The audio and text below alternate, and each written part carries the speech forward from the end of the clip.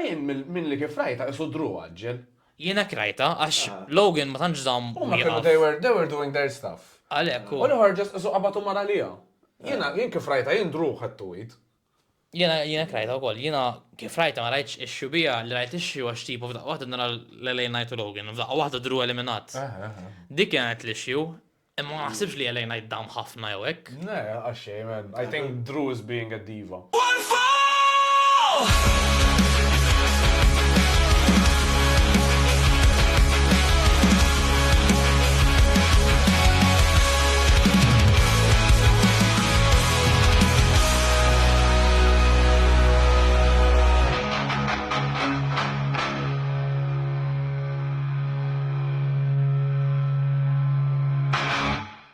Yo, what's up guys? Merba għal episodju ieħor ta' jenamlu fl-imkien, One Fall.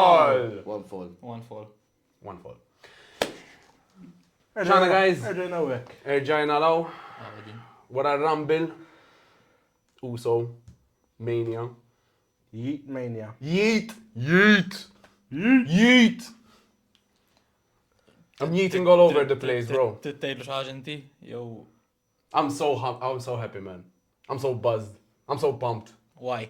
Oos! Why? Oh! Why? Yeet. Why? Yeet. Why? Yeet. Why? Yeet. Why? Yeet.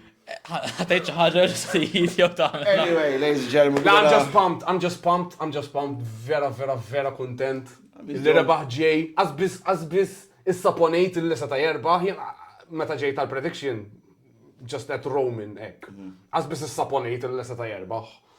Unbat nara messaġġ minant membru tal-familja ta' One Fall tefaw komment fuq il-reel li kont fajt meta jgħet li ġeju so ħaqqu dak it-titlu temmek. U kiteb, kont għadna ma rajtix jien għal-Rumble, kiteb Nostradamus inti, illi to be honest, ma tikx tor taħseb hekk. Però, xirraj dak il-komment qed possibli. Infatti possibli kien. Għax rebaħ lil... Xed inti childhood hero tijak? Ejja, childhood hero tijak. Childhood Stand by hero. it. Li xorta ħaj spiċċa dis-sena b'dak it-titlu wara waist jew. B'dak partikolarment. Mux il-WWE. Ma nafx onestament, imma dak huwa qudiemi, ġifri dak qed ngħid. Still naħseb imma illi il-Rumble se tkun buk taħjar jena, ħanejda minn issa. Naqbel. Taqbel tajjeb, laqwa l-kuħat kontra James. U kelli naqra għandi naqx xi kummenta fuq il-Rumble imma ħallu għoddim. Inħallu għal-qoddim. Mela, guys, blim biex ħanibdew. Bl-ewwel match tal-lejla u fem. Women's Royal Rumble match. Kien hemm ħafna returns. Ħafna oħrajn li xtaqna però ma didn't happen. Ovvjament rajna one of the main returns, sejħra hekk hija Charlotte Flair li kienet ġa advertised li ħatamel return wara kemm kellha barra? 9 months? M'għandix idea. Over a year? Jien ħseb tartirata at this point. Għazza dejma kelli. Ovvjament, with the Flair name comes the perks of being a Flair. Ended up the eventual winner of the Rumble match. Mur absor. But the most important thing about the entire match was the wardrobe malfunctions. Madonna. Barely, if you can call it. Whose world? Min kien vera malfunctioned? Lyra Valkyria. Rajt tweet, right? Mux qasret il-video. Jien dik l-notajt Liv Morgan. Timbutta. She was thinking quickly on her feet u just tata elbow biex ittija ċans biex tmur fil-kantoniera biex tirranġa. Inti dak kien kont qed tisħet il-moment li tata. I was freeze framing every angle. You were what? Freeze framing every angle.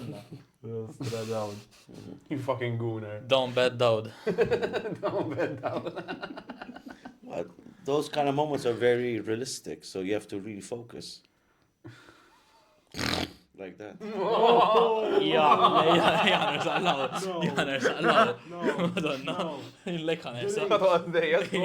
I'm changing sides. I am not Matt Hardy. No delete. Madonna. Okay, dik għada. Moving on. Dik għada out there issa. It's on the real though. WWE, they really played us with the Alexa Bliss thing. Madonna. They really played us well. Big time. Big time. Big I think time. that was a leak from their end. One of the biggest of the night. But she got the biggest pop. Yeah. 5 Feet of Fury got the biggest pop. ħadd ma kienet jistenni, ha? No, għax the word going around kienet li there were contract disputes on the new agreement Yeah. and she was not returning anytime soon. Ġifieri, to hear her music was fantastic. I like the dedication she did to the Fiend. The Yeah. jacket. It was nice. U sa anka fuq ro jisom sal mal-White Six. Kif ġejjen l-affarijiet. SmackDown. SmackDown kien Smackdown. Okay, jien colorblind, sorry guys. Okay. Ma waqt il-match tagħha kien hemm kienet iswat jinqata' mhux Netflix kienet jinqata' like il-White Six kienu preżenti qishom. So b'Nikki illi diġà qiegħda hemm as sister A dark character. There are the dark characters. Nikki Cross. Mortal Nikki Bella. Nikki Bellos, ja. Dik għadha ġejja. Ejja, rekkenni. Murara mal-White. Imma interessanti il-fatt li għax jisu qabel ma Nikki Cross marret mal-White, esek f'moħħu kontejt li il-female aspect tal-White dejjem kienet tkun Alexa. Issa ħajkun hemm tnejn, so will one overshadow the other? Ma nistawx we can't sort of over kif ħanija. Ma tax twara bil-fatt li forsi qabel ħardet on the hiatus, forsi actually dak kien il-bjan. Mhux hekk le. But once li ġara kellhom jisibu plan B. And she fit the role. Let's face it. Maybe feuding magħhom tgħid? Min, Alexa ma. Alexa ma Nikki? Jien onestament il-White Six ma jogħġbuni xejn. La? Qas xejn. Jiena so għal-bidu Attribute. għal-bidu kont vera ħajpjat lejhom. Ma żawhomx, sorry. Vera, so storyline wise diffiċli biex iktar ishom xi ħaġa illi kif kienu għamlu żmien qed jużaw Omos.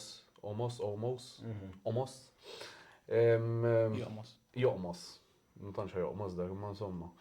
Illi just jużawhom sporadically, illi tipo, right, għandna storyline illi nistgħu nużawhom fiha għamilhom hemm, ma jekk m'hemmx dik l-storyline aħjar ma jkunux on TV at all. They spent weeks hyping them up, not months. Jien personalment nemmen, a roster can never be so big. Għax mbagħad tispiċċa dawk li they could have been the biggest stars end up being washed away. Still, he's describing AEW. Xeħlew. Yeah, fair enough. Per eżempju, ma recent releases li kien hemm dal-weekend. Issa l-ġimgħa Authors of Friday. Pain. Authors of Pain, per eżempju. Għalija għet ndaqwa ta' teams kien hemm NXT. Kien hemm xi releases illi ma qbiltux magħhom, jien ma kollha qbilt. Ma kollha, Authors of Pain l-iktar tag team boring li kien hemm naħseb. Fil-istat kollu lehom. They were all doing absolutely nothing. Le, ma kol match dejn l-istess kent. Kol, they weren't. Ma kellhom il-ħin, kellhom il-ċans tagħhom ma mużawx. They didn't take it. U x'kien hemm Blair Davenport. She showed potential, but they didn't use her. The problem is this, right? That certain wrestlers are good for NXT, but not for the main rosters. Yeah. For example, I believe Cedric could have been utilized better in NXT. Cedric, ma nafx naqbilx magħha Cedric, għax Cedric worker tajjeb. Le, Worker tajjeb ħafna. Mbagħad karattru. It takes more than that. Le, vera. Vera. Għalhekk kif qed tgħid inti, if you're a really good worker, you'll get over with the NXT crowd. Because they are there for that kind of wrestling. Exactly. Ma main roster tittat naqra iktar. Eżempju xi Blair Davenport, chances tawa. She had time. U Sonja Deville ukoll. Sonja Deville. Kien sorpriża. Sonja Deville ukoll ma stennejtix. Qatt mhux bitni. Imma mar bħala manager hekk in terms of promo. Tfakkarna ħafna fi Stephanie McMahon hekk għandha dik il-bitchy attitude tagħha hekk. PFC was hot on Monday Night Raw. PFC was hot. Ikkalma, Bradley. The Last Faction, was in. She's Her- pure. Pure Fusion Collective. Le, just. Xaħġek, Shayna Baszler was always Stark. Okay. When she was the manager, all right. They were good as a team. ġifieri- Xejna taħħalem. Zoe Stark toġobni pal wrestler xejna imma anka fil-Rumble. As persona sajt tisma you could hear a pin drop meta ħarġet xejna fil-Rumble. Ma jinġas id-dejaqni in ġenerali pala wrestler qatt mhux bitni. Vera? Qatt mhux bitni. MMA stuff, she's good. Yeah. Pro wrestling ma naħsibx li. Isa she didn't transition as well. Kella meċi stajbin taf NXT, eżempju Black and Gold I NXT. think she did really well in NXT. She enhanced herself from MMA to a wrestler. It's just the main roster. Because remember, she was in a good push when she started in the main roster. She didn't win the Rumble itself because of Vince.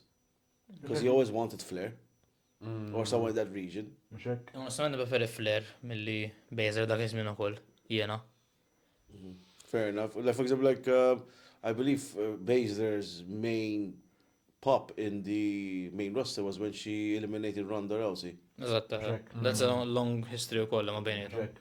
Dik kienet l-unika jisa storyline li tgħid kellha naqasugu. But the thing is, like, the match itself didn't deliver as much. I mean, it's Ronda Rousey, man. Like, xed tistenna. Insomma, ngħidu kollox. Jiena għalija di Rumble tan-nisa dis-sena kienet preferita mill-li tal-irġiel naħseb jiena. Vera? Bħala Rumble, Same. in terms of booking in ġenerali, bħala storja wkoll, vera kienet tajba fl-opinjoni tiegħi. Flief forsi l-ending ma nafx kontx imur Charlotte. Xtaqt il-Roxy. Imma Kienu ma nħaqqa. Roxy did Kienu ma nħaqqa. Roxy did very I well. mean, very well. an hour says 7 minutes, guys.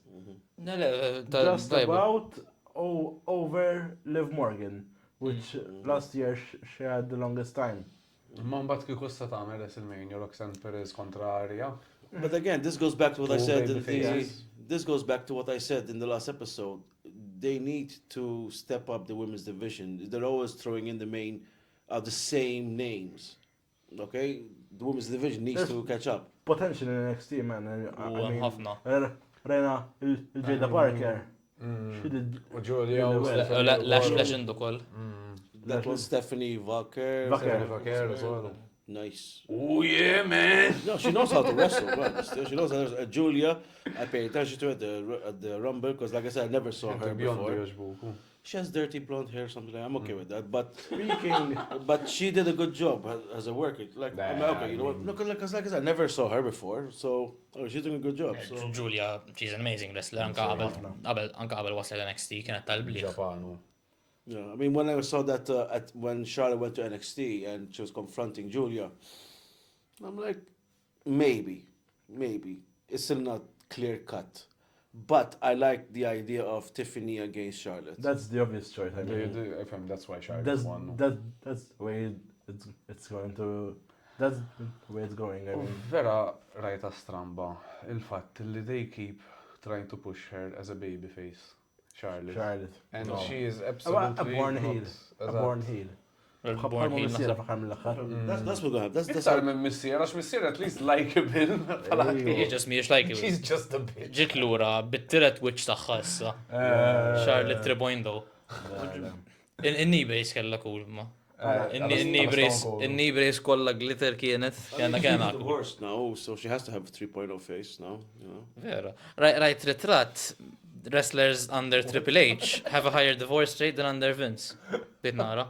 Insejt min kien hemm, ma naf li Andrade u Charlotte divorced. Oh my god. Għax taħt Vince they wouldn't have gotten married in the first place. Ma naf, They would just sign a contract and keep their mouth shut. Dak iż-żmien kien hemm ħafna iktar fakeri, Alla għaddej. Na, I think I would enjoy Can't the try fuckery back there. Huh? If I was in WWE back then, I would enjoy You the would fit fuckery. right in, eh? Pat Patterson. Oh my god. Jerry Lawler. Anyway. Asnaf minn hemm iktar hekk il-lissa. Brock Lesnar. Tixtieq. John Laurinaitis kieku. John Laryngitis. Tkun tajba. People power! People power! Kellu bżon kellek il-laryngitis, forsi nifqu nisimgħuk. Madonna. Anyway. So, Carrying on. who did you... Another. Number 30, I was disappointed in. Nikki Bella. I wasn't. Nikki Bella, I mean... Not gonna lie. Favorite spot of the night. Vera? Nikki Bella, intant, man. Bella Twins in general. Vera? I'm a huge fan. Meta għodu jizeg il-gwera, Not really. Just the characters. Just the overall characters. Then transitioning to reality TV. I mean. Jena dejuni. Ma konċin nizzilom. Jena dejuni. Mux għax hit, just ma joġbunix bħala wrestlers. Inġa ovvijament xtaqt li AJ Lee. Imma dik kull sena ħabba nistennewa. Didn't we all? Dik kull sena ħabba nistennewa. I was expecting Jade Cargill to come back, but Becky Lynch. Becky vera senni ta' tiġurura, the Japanese didn't come, the ginger didn't Jap. come, the blonde came. I mean, you know. There was one blonde, another blonde that we didn't really expect, Jordan Grace. Jordan Grace. Sabrina Carpenter. Yeah. Jacked version. On steroids, dak ma steroids. senni I was disappointed with the blonde hair, but all right. With the blonde hair. Yeah, it doesn't suit her. What does x'titfala kieku?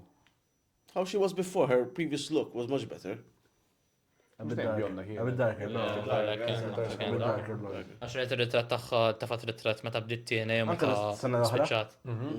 Anke l-sena ħarax. It was Jien more. għal-weight loss taħħa bella. Għalek kien, eħe. Ukoll. Dak tafat She ritratti. lost her muscle mass. She kept No, she kept her muscle mass. But like last year. Palissa Not katjata last year, Last year l-għala. she looked much Not better. last Last year, etnilek, meta bdiet naħseb TNA. When she already Versus started. this- Yes, of course. Good spot u good fire kienet. Eh, Meta rafat mela. il-Piper, Niven, Mela. ġabet pop tajba u koll. ħafna. No, she signed to NXT. NXT issa ħatkun. She Tara signed. NXT. She signed, Meli, to NXT la. No, she signed a contract with WWE. I think NXT she's doing. She's NXT is a like brief you. stint in NXT, but the actual contracts are main roster contracts, so it's only a Naħseb few more. at this point NXT has a better women roster. Ooh, than- by than- fucking than It the does, main, it does. kważi. It does. Main dejjem l-istess matches. U kien hemm dropping the ball kull darba. Għax isek ma tantx għandek ngħiduha minn hemm big players in terms of Main women's, Rhea, Liv, Ejja. Golden Eight, Tiffany, Chelsea Green. Chelsea Green. Chelsea, Tiffany. Chelsea's not there yet. Insomma ta' Mata insomma. kull opportunità li għandha toħodha. Jien naħseb il aqwa persuna biex ikollok match magħha to make her opponent look good. Jien naħseb il aqwa persuna to elevate. But wait, are we saying that because she won the title of Michelin? Because what's her name? Michelin. Michin. We're not a wrestler, doubt, come on. Michin. Michelin, I always forget her name. Tire semmja. Mich is a good dresser. She's just not the. Michin jien ma drabnix li għasta le, ma Michin His ring work is good. għasta fil-lasta She knows how to do moves. She knows how to do moves. Naqbel. She doesn't know how to wrestle a match. She doesn't know how to make it realistic. Meta tiġi biex tagħti daqqa, tagħtiha isa hekk ta' bil-force. There's no intensity there. It's just, hi, I'm here, I'm sexy, I'm here to make fucking moves. Jien nemmen Chelsea ma she's Chelsea is a full-on underrated entertainer, naħseb. man. Laħad darba. Dejjem jitlu l-klips ta' match tagħha kontra Penta. That's nice. Kienet reklusa What a match, man. tal-bliħ. Jien xi darba vera nixtieq illi jekk they run it back, man. They can't. They won't. They can't. The woke FM.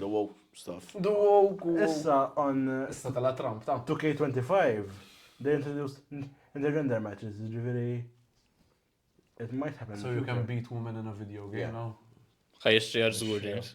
Rhea Ripley, Dom Mysterio. Wow, 101. Dik match tajba, ma xrija taqsmu l-don. Don. For xi Dom. Dom. beefab kontra l-Undertaker, ek. Xi għaxar tombstones wara xurxi. Jifa kontra Undertaker. Min tant, men. Ek, random, ek, jew xi dijaw tal-Alfa Academy xisimaw. Maxine Maxine Dupri, ek. What? Dupree? Nice. Għaw, it ta' tent, man. Jien vera tħosni biex nizzejjed. Nalla libes l-sweta. Għal-sit. Okay. But Maxine, she has improved. Ħafna. She has improved. Yes. I mean, Even in wrestling, though, she has improved. għaw. Konna fl-ġeja xaħġa. Aw. Konna fl-ġeja xaħġa. Għalet pop ta' Kristu, eh? Ejwa. Inna spot li kella, Pala karattru, apparti li ovvjament her looks help her. Ma pala karattru in ġenerali, she's quite a good character. And she has that puppy dog face. Illi meta Speaking of puppy dog. xaħġa Għajk, kif taqbad tgħid, meta ġaġa jkun mur kontri eżempju bej Gable u Otis. Għandha dik il-look li vera it can connect with an audience. Għalek toħġbu l-dawd naħseb. Rajt. Demmek fej tagħmel il-freeze frame jaqgħu eżatt ma dik il- No, I'm just thinking about her face. Speaking of Puppy Dog, il-pug xedula ta' ma' American Made, Ivan Isle. Pug, Pitbull. Pitbull, sorry. Il-pug, mux daħsek kera, bro. Aw, She's nice. għanda xaħta ta' pug. But that's because of the hair. But that's because of you have to see her with the hair down properly. Alright, is that how you see her? You don't want to know how I see her. Għalfejn saqsi immaġin. Why even ask? Alright, so overall, the women's rumble. Were you satisfied? Not satisfied? I believe booking could have been done better, but it was okay in my opinion overall. It was good, I mean, the Alexa Bliss return for me stole the show. Yes, definitely. Niki Bella. Not, I mean, I enjoyed seeing her back in the ring, but the Alexa Bliss thing, it was unexpected. I mean, Nikki Bella was rumored that in the coming future she's making a return. Ġiviri, betu għar stennejnija, pero Alexa Bliss no. And it got the puppet deserved. Ħafna. Let's be frank, ġiviri. I think the winner was the most boring winner. But expected. Ma expected, jena dika il-prediction tijaj kienet, ma l-action rebħet. Ja, vera, ma minix maħruqa. Preferejta minn da, ħadd iktar, mux ħadd iktar gost, preferejta minn da l-irġiel pala ending. Si. Pala ending. Bra. Pala ending. Għara bibi minn ġej. Issa naslu. So the tag team match was decent in my opinion. I Very, like very the ending. I like Very the good ending. story. She Yeah. profits. Finally, they're back in the frame. We mentioned this last time as well. I think Il-promo SmackDown kienet dik euro. Għaxin għat nejf f'daqqa kontrajtum, so diffiċli biex nejt. SmackDown. Ja, SmackDown kien. Għamlu backstage promo, għaw mux pre-tape, ma xekrajtuħ. Ej, Tal-blie, man. Angelo Dawkins. Għat ma rajt promo bħal dak men għant Angelo Dawkins, man. U bad backed up by Madonna. Montez Ford. Man, they have potential, man. Jien naħseb kif ġejja Mania leather match. Fatal 4-Way, Probably. DIY, Machine Gun, Street Profits u Fatu u Tama. L-Hardys jamlu return oħra bħal WrestleMania 33. Hardys. No. Hardys will be in that match for sure. No. They will be. Yeah. Tama Tonga and Jacob Fatu, They'll give them another match. Fatuna li kjem għollu xaġa oħra They're Fatu. gonna win the Last tag team year, championship. wasn't it like between 6 teams? Nostradamus moment Six-pack. ieħor. Six, so Jien naħseb xaġa li s-sena. a six-pack. Unless Għax six-pack. hemm ukoll tinsewx Pretty Deadly. They're quite in the mix. Rebħu rebħu issa on Friday. Full DIY. Good finish ukoll bħala match. They are in the mix. Like it'll be like last year. 6-pack with 2 leathers for each championship. Like U le, ma nix li, għax s-sena l-oħra mlu biex jaqsmu. Biex jaqsmuhom. Le, ma s-sena l-oħra biex jaqsmu mlu għek, s-sena l-oħra. So d-sena ma s-sibx tkun għek. Kieku six-pack kieku mbaċċi Garzaz, jodok Los fuq They're underutilized, those guys. I They mean, are again, they're- underutilized. they're They're on amazing Raw. workers. On Raw. Yeah. Amazing workers. It's just on the mic, they haven't. Ma tantx ma kellhomx istorja, lines laqqas biex dan. Yeah, fair enough. It must. There have been tag teams in the past where the team is not good vocally, but they got a manager who can do the job. Like remember in the Mhux hekk 90s, kienu in b'Santos, the 80s and Escobar. 90s, it was always like the manager and the wrestlers. Like the Barbarian Warlord had the Mr. Fuji. Demolition had I think it was Fuji at one time. Kellhom ħafna dok ma Eżatt, kienu Jimmy Hart. Slick Rick. Like these were the voices for the tag teams because the tag teams were mostly pinned together, 2 people. Like we don't know what to do. We put you as a tag team. Go out. We put the mouthpiece with you over here. Just go and do your thing, and it used to work. It's like Lesnar and Heyman.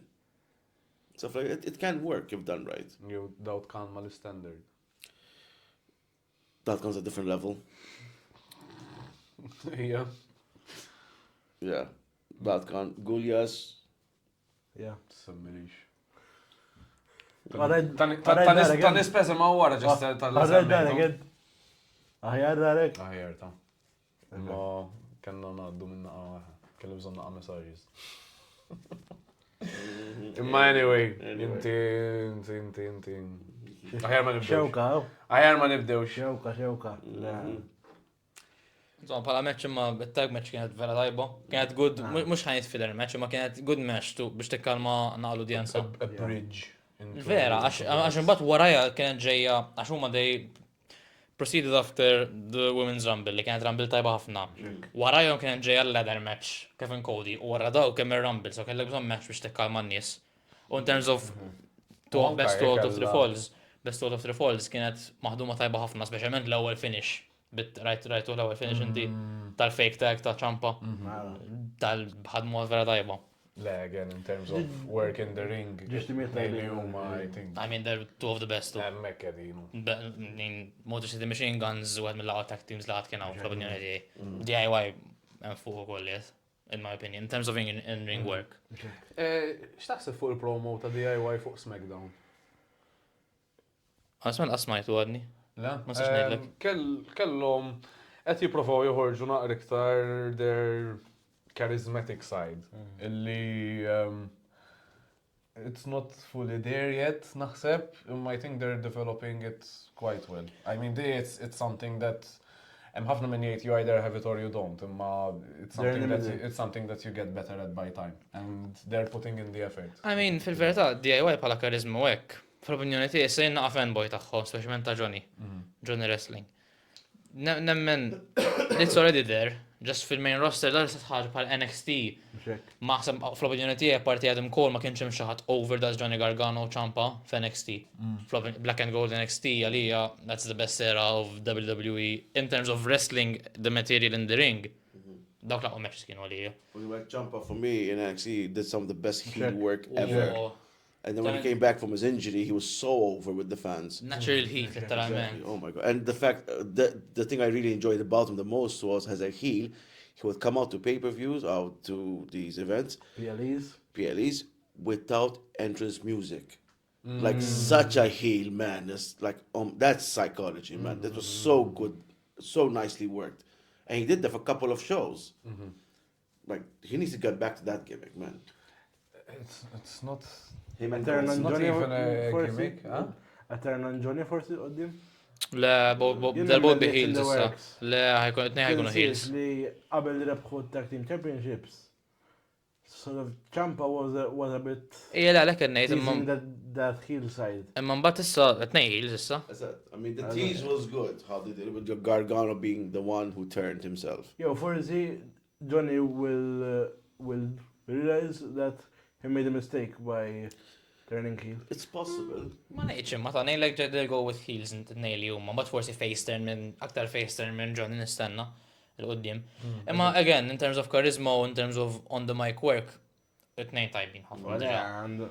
Undoubtedly. Jien ġas nishtiq li NXT Black and Gold għadu jizisti. Onestament, għax Wiskin tajjeb. If they work it right, I mean, Ciampa and Gargano can be the future Triple H and Michaels in matches. Because in comparison, I mean, fine ain't our truth. Like our truth. Fine ain't our truth. All right. But they have the potential of going there because when they did their thing back in NXT, they went all out. All out. They went all out and worked great. Daka, jgħed ta' Jistajkum. All the ten, bro. Keep your heart to yourself, Al-Madonna. Anyway, so... Zommu xfriġin ħafna. Okay.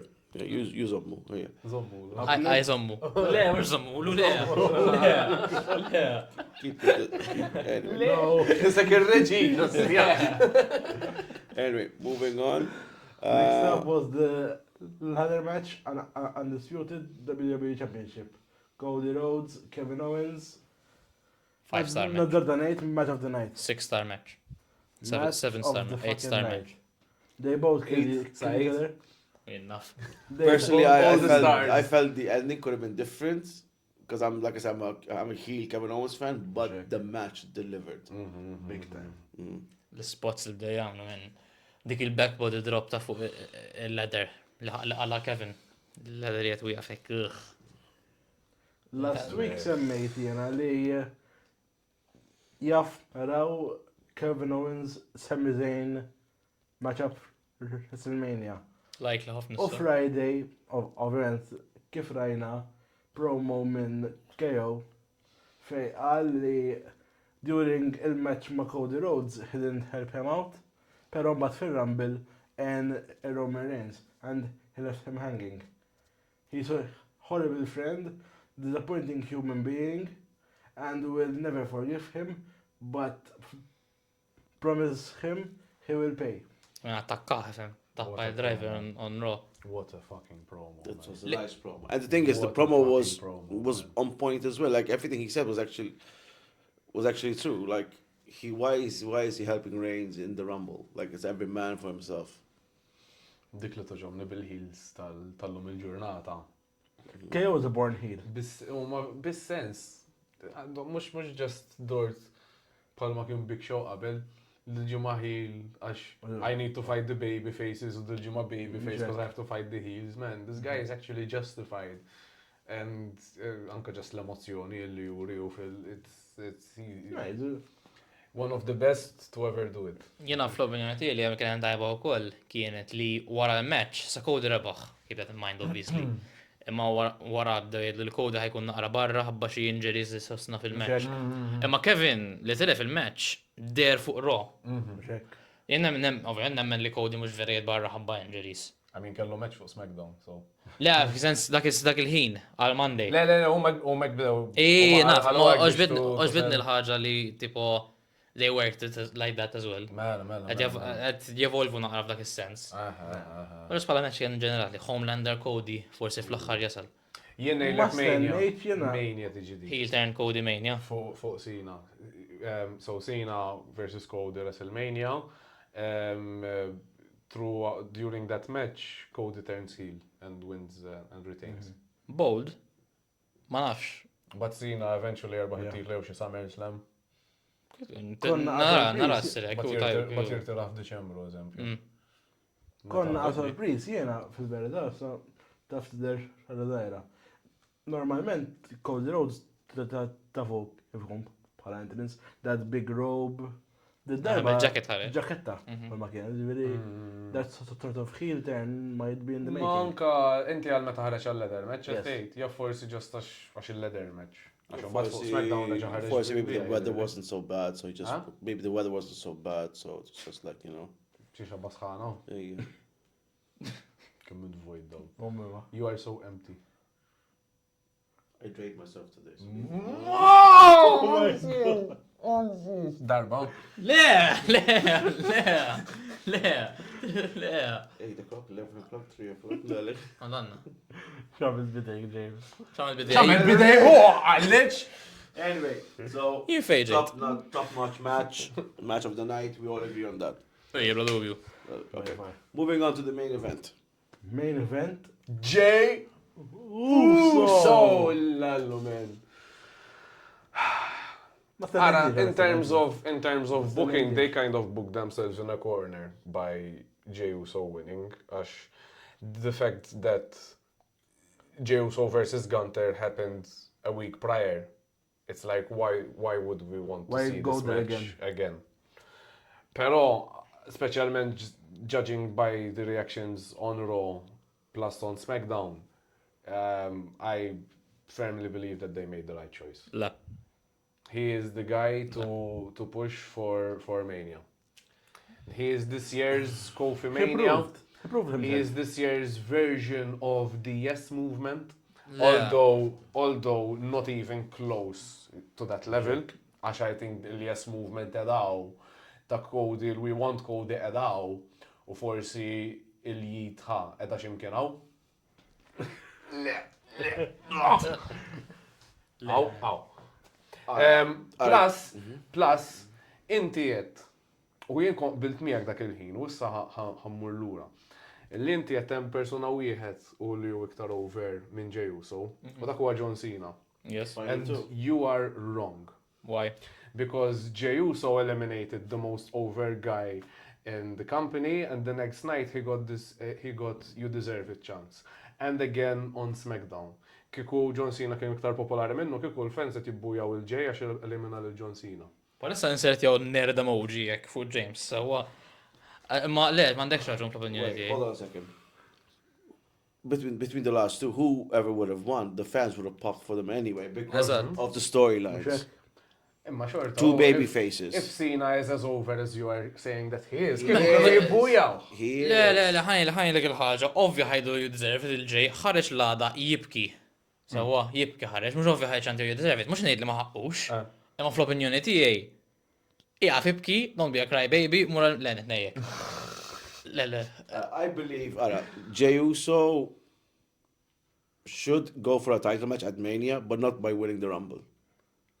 But this is the way of pushing him to that next spot, man. Ma għalija, għax he's over, okay, all right. Ma mattiex, eżempju, is-sena l-oħra, min kien l-iktar persuna over fil-kumpanija? Cody, you. Punk and Cody. Cody, man. Ħadd ma kien over palmu Cody. LA Knight. And they gave him the title. LA Knight is-sena l-oħra. LA Knight Jey, LA Knight is-sena LA Knight is-sena l-oħra kien vera over. U ma tafx il-push li qed jagħtu lil Jey. Ma naqbilx magħha jien naħseb illi kellhom ituh. Appuntu, għalhekk qed ngħid tipo ma tagħmilx sens għalija din. Billi ma tawx il-push li ma tfissirx li m'għandhomx jagħtu l-push lil dala. Le, naf, ma lekin ma tagħmilx sens li Jey għax fil-verità kieku Punk rebaħa li jien l-iktar staqt bej Punk u Cena. Kon nibbukkja, jien kienu nibbukkja jiena kon nibbukkja Cena jirbaħa. Għax it made the most sense. They would have all been. Le, ma il-fans ħajbackjaw il-kulħadd, anke kieku rebaħ Roman, they would back him endlessly. Jey jisu iktar l-underdog. And as a babyface, people love underdogs. Remember, like the last 6 people or 8 people in the ring, you had like big names. Roman, Seth, Punk. You take Logan Paul. No, he doesn't count. But still, if you think about it, even if he were to win, like he would get the biggest booze of the night. Yeah, obviously. And it would still work. Like all the 8 people who were there, it would have worked. Whoever would have won. Biex counter your argument, ma nasibx li it's proof li he's more over. Għax il-fans jinħa backyard Jey obvious, għax nħobbu. Għax memx nagħmel rura baħ. Le, ma ħalli għax Ej, le vera, ma nasibx il-fans kienu jibbackjaw, aħna bħala fans nibbackjaw kull min kien jirbaħ. Taħseb illi anke kull John Cena ġifieri he would have got the same reaction. Of course. 100%. Because of the storyline. Opinjoni, ovvijament, mux biex tħossu ħażin. He's eyeing the Universal Championship. You have to keep in mind. So you've got the thing of Jey's, okay, congratulations to him. So we've got the story of Cena, because this is last year. You have the thing of Punk, because he's never wrestled WrestleMania, as a main event.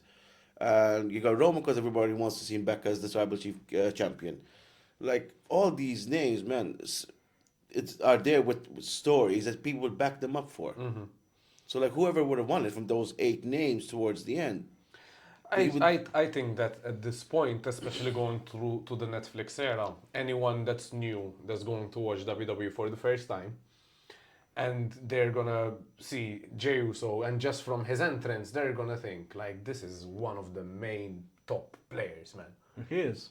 He is being presented in that way. So I feel that especially now is the time to strike while the iron's hot. Now is the time for him to win the World Heavyweight Championship at Mania.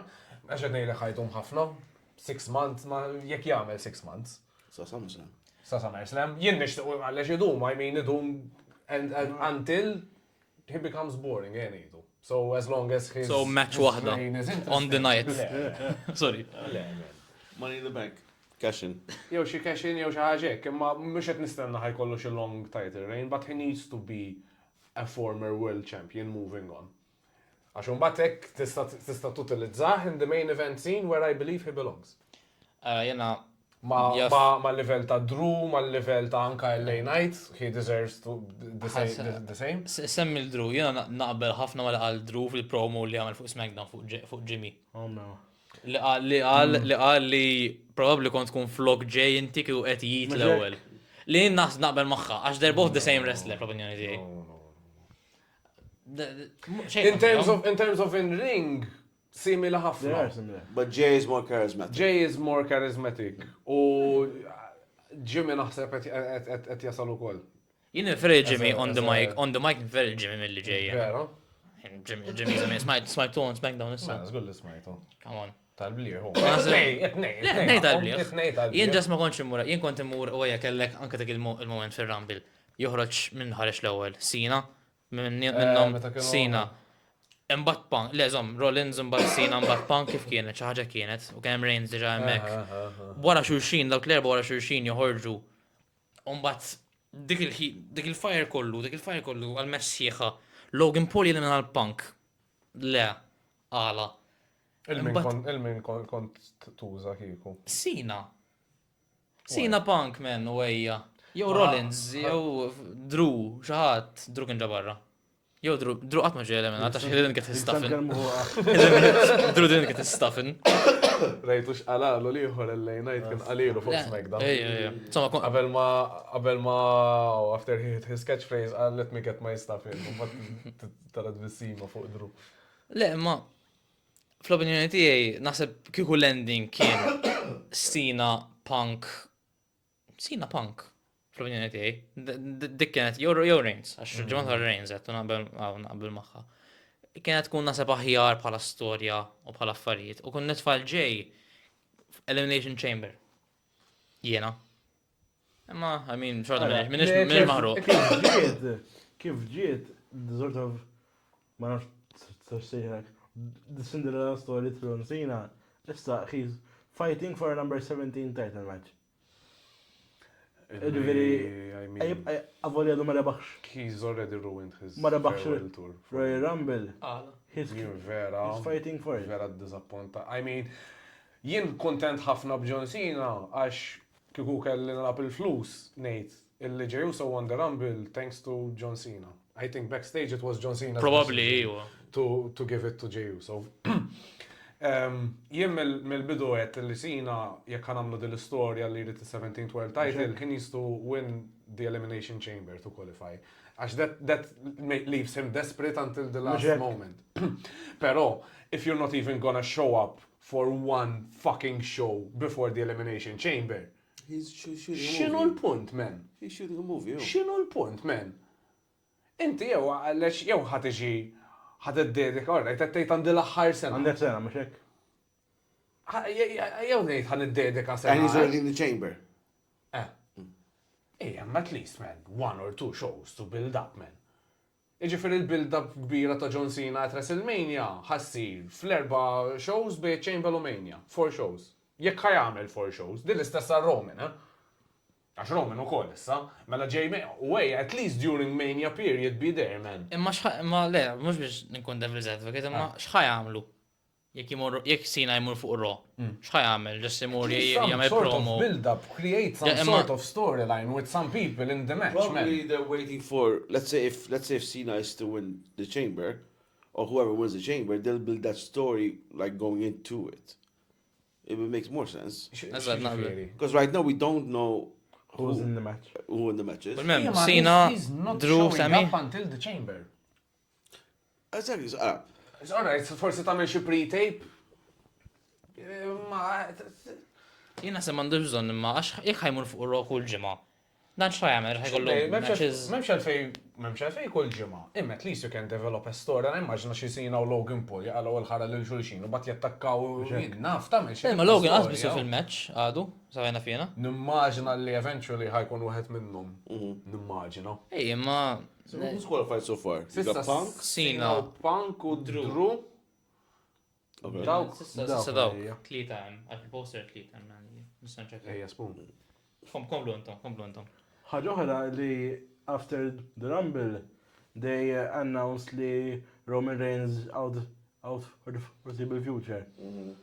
Kien sorpriża. Dibdew jgħidu għalek taħlistom. Umbat ħardet l-ħabar li mux ħardet, I mean, it was revealed li l-intention waraja kienet just biex ma jkunx pinjat fl-Elimination Chamber. Biex ma jkunx pinjat. Għax rajt għana stramba. Nista' nikkonferma.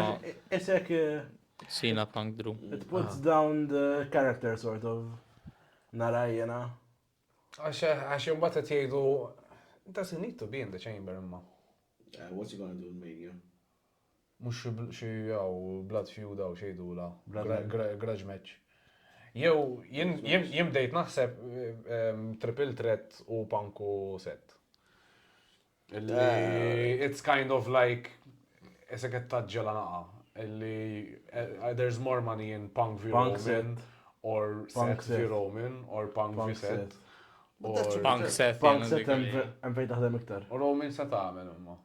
Għal-Madru? Għal-ma Fatu? I would like to see that match, but not in Mania. I think Jacob Fatu and Tamatonga are being prepared to be the next tag team champions on SmackDown. Kienu diġa t-tizjaw bieċa zaħira. Illi fej kienu għat jħarsu. Kienu champions.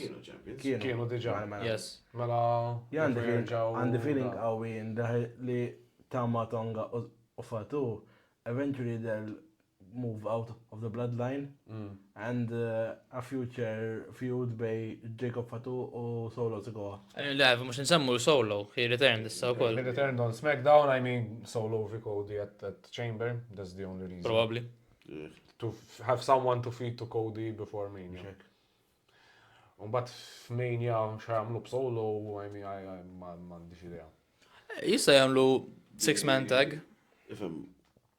Maybe not every one of these wrestlers we're mentioning needs to be in Mania. It's 2 nights though.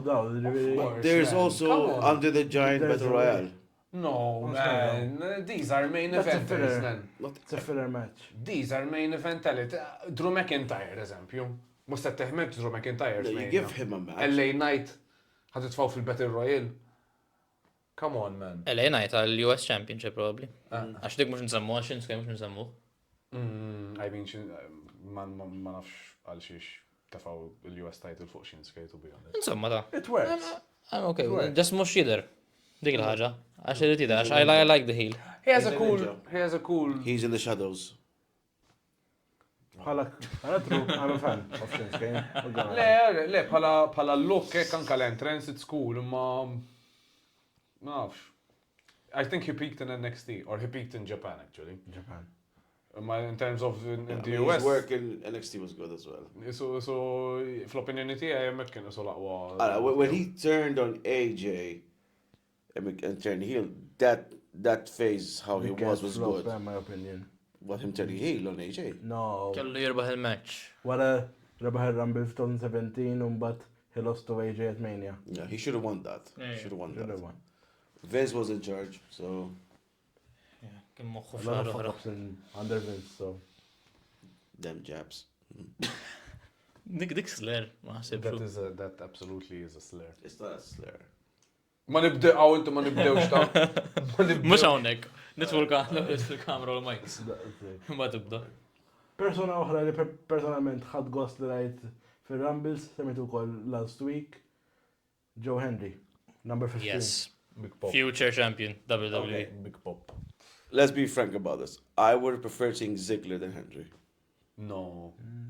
Imma jiena ħanejlek, jiena ħsibtu ġej Ziggler. Semmejt ma fattaf nanti. Jien vera xtaqtu jiġi, imma nasan I'm not mad, għax tipo It made sense.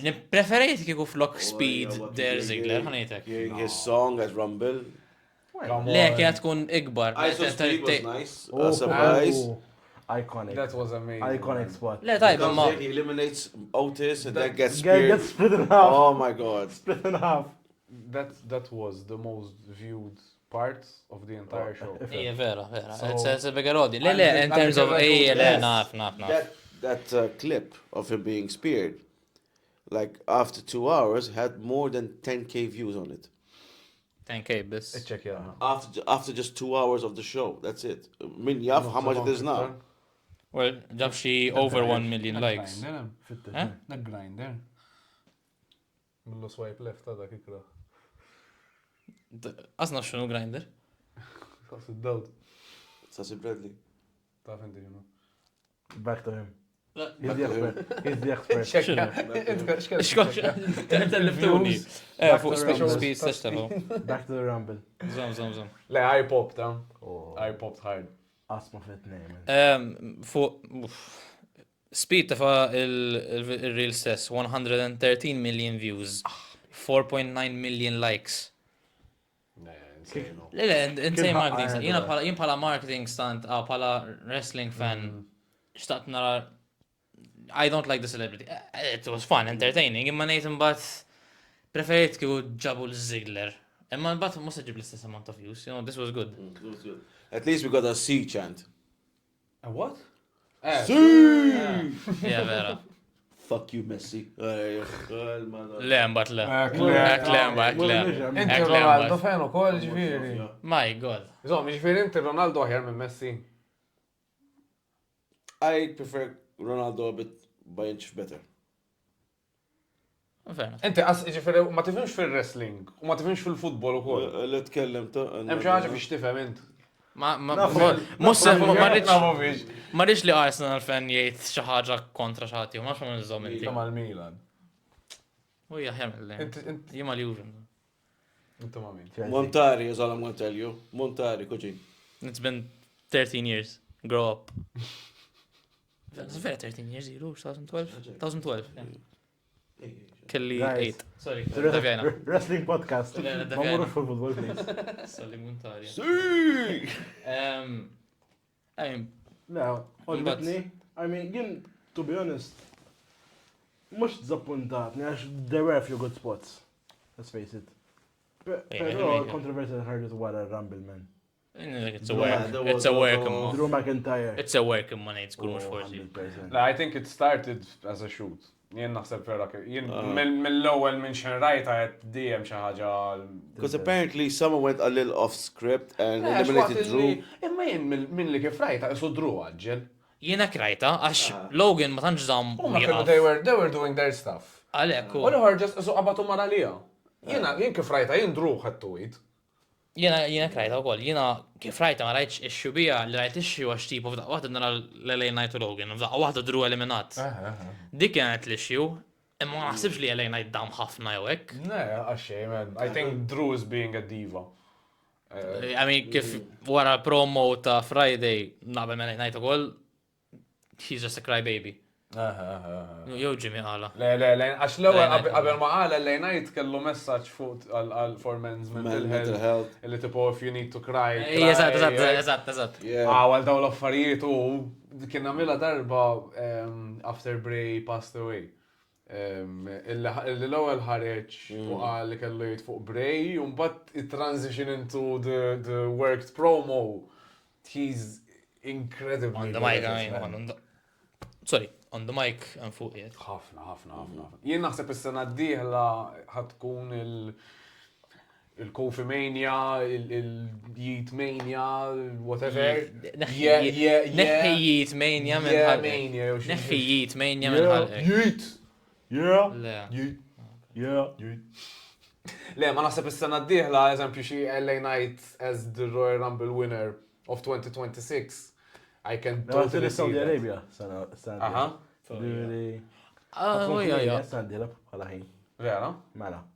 Saudi Arabia nistgħu narawha. X'isteba tkun brebel. Dik xi tkun in Saudi hekk. Kważi Malti. Ejwa. Alhamdulillah. La? Tejdu għalija, la slurs. Oh, that's not a slur, man. You're mocking. I'm not mocking. You're mocking. No. Dude, respect. Respect. I love it. Respect, man. Respect. That's a different hand gesture, but anyway. Oh, yeah. Anyway. Xieġar iktar. Jien veru ġbuni l-spots li għamel Roman mal non-bloodline members. Kellu bitċa ma' Breaker. Ma' Breaker. Oh my god. Breaker spearing, bless you, Breaker spearing Reigns. That was epic. I need to see that match, man. I need to see that match. Il-face of ma' Jacob Fatu. Jena li Jacob Fatu was the star of the Rumble, no? Jien. Jirrubni fl-axar.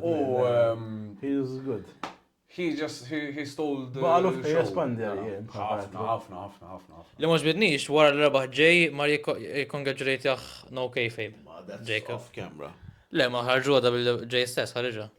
Wara, imma. Ej, naf, no kayfabe. No No kayfabe. That's just għandek għan antipatku jena. Le, ma naqbel miegħek, ċertu affarijiet they It should could have been they should avoided, take- they yes, should I take agree. care of them. I agree. Kellu dik il-bicċa, dik l-spot ma' Penta, was very cool. Oh, I want to see a Roman versus Dominic feud, man. Me?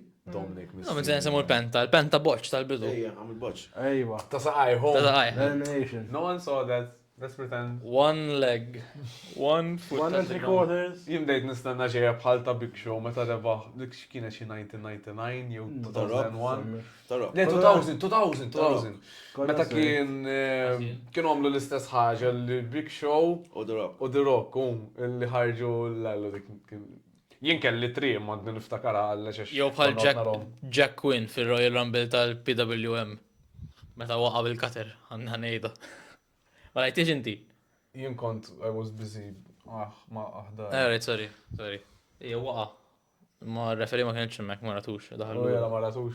Ma ratux. Royal Rumble, sorry. Na PWM. What did you get eliminated by the Rumble? For me, that was the best. Dak toss. il-buffu, men. Tommy? Alla ħares insibu. Xebantiħ. Dik id-daħqa.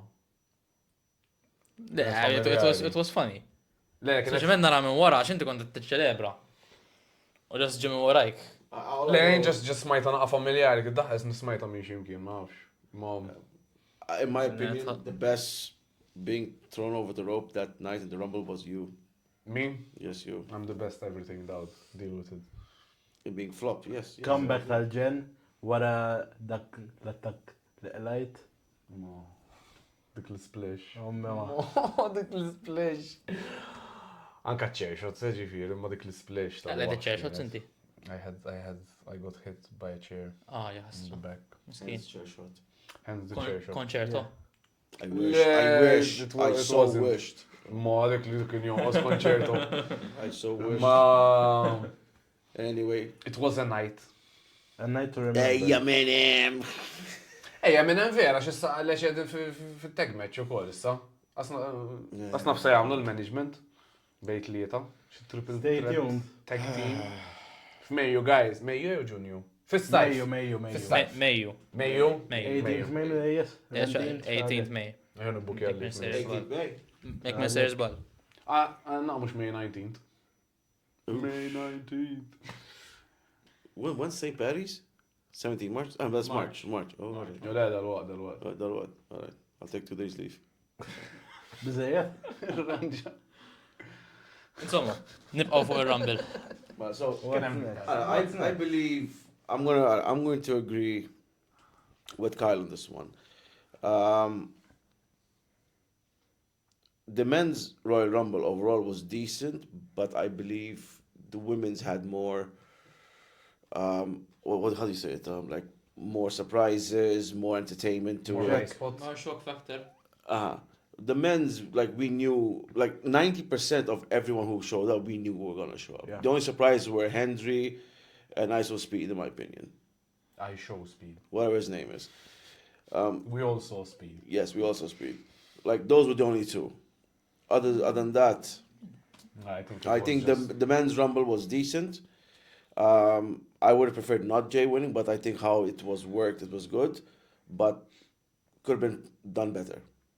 Fuq il-punt ta' returns, nemmen imma li bħalissa Rumbles now aħjar minn Rumbles 10 years ago.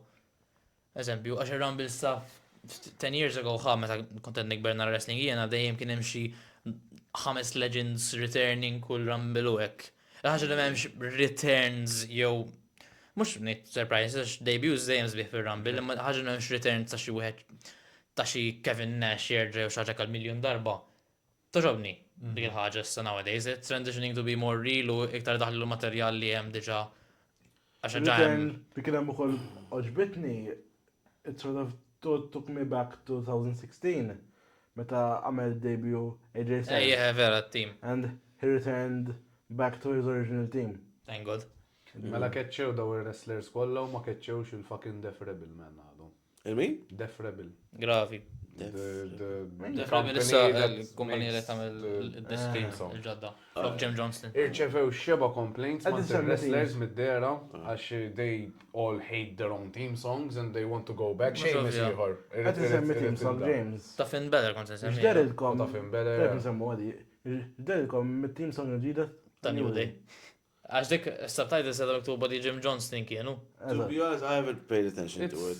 It's alright. It's okay. Tinsema generic. It's a huge deviation to their original team. Emma song. bil-force It's a halo. because their gimmick is They're is bad what it boys is. now. It's not a bad theme song. It's just not New Ma- Day. It's not New Day. Apart they're they're heels now, I know okay. they're heels, Yeah. li tifhimha, imma it needs to be a bit.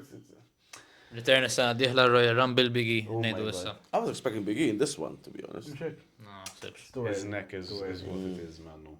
He needs to. I'm sure he has a family, and I think Yes, that's yes. more important Yes, at yes. this point, man. I would like to see him at least as a manager because he's charismatic as fuck. Infatti, fil-bidu l-episode semmina l-100 man. Jek Mr. Zbal t-tfajla tijaw i 800 Vera? Mr. Zbal. Jafjażulhom, huh? No, it's true. Anyway, What next? what's next? Nishtiq nara ħafna jien. Rajnija fil-bidu ta' Rumble, pero there is potential anka how it played out. Penta versus Ray.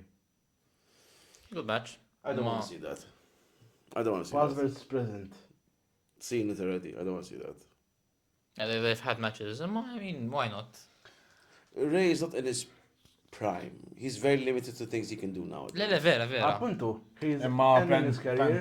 Penta's an expert when it comes to that. He's when it comes ending to his wrestling career, and all passing on the the- torch. Dude, like after the Rumble, right? I started rewatch some Infatti, matches of I can Penta relate from to- Lucha Underground. Man, Dak minn għalija kellhom match Lucha Underground. Ija, kellhom. Mhux. Infatti, like can one of my relate to favorites anka was fil-Rumble. Anka fil-Rumble, Penta showed a bit of a heel side ma' Ray when he tried to take away his hand and he held him there. it's a Rumble. Ma that's So just yeah, Penta being he was Penta. gonna do that. That's it. I mean, everyone's doing that. Like shake hands and like I'm gonna toss Yeah, you he's on the rope. Penta is one of the next big baby faces. Il-sales tal-maskli. Oh, just wait till Phoenix joins. Mela, no. Wait till Phoenix. The tag team is gonna go. The division is Through the gonna go roof. way off. Aktar feud bej dawk it-tnejn nixtieq nara kieku. Penta and Phoenix. Penta versus Phoenix. Seeing it in Lucha Underground, that I would love to see in WWE. Because they're both in their primes. Nishti li għadhom Lucha Underground. Ux. What a throwback. I know there's a rumor that there's I forgot this wrestler's name, also a masked wrestler, the Mexican. He's being rumored to sign soon. Something Mystico. Nistiko sinkara. No, another one. He has a long name, I forgot, but he. Fiċċenneja, spum. Spuk. Zabu, daw. Hold my beer. Swipe għalek dak, s-sieku. Proset, eh? My beer. Tinni fit-tex. Zom, Mystico Wrestler. I'm not sure. Something Latin wrestlers. Nistiko dak sinkara. Someone else like has a long name. Luchador. Issa bil-ħaq, ċed Gable qed jgħidu sejr xi Triple A jew xi ħajmur jitturi għal Mexico qed jgħidu. Fuq Raw għal I'm going to go conquer the Lucha World jew xi ħaġa. Hey, I saw Qed that. jgħidu li jafu għamlu xi deals ma' xi Triple A jew hekk. Biex ċed Gable imur bħal mamlu sabo bomos nsejx No. kumpanija. No, ma no. No, that's one's with AEW, if I'm not mistaken. It's still there. Bandido. AEW. Who? It's still there. It's It's there. a company. I mean, Barely. barely.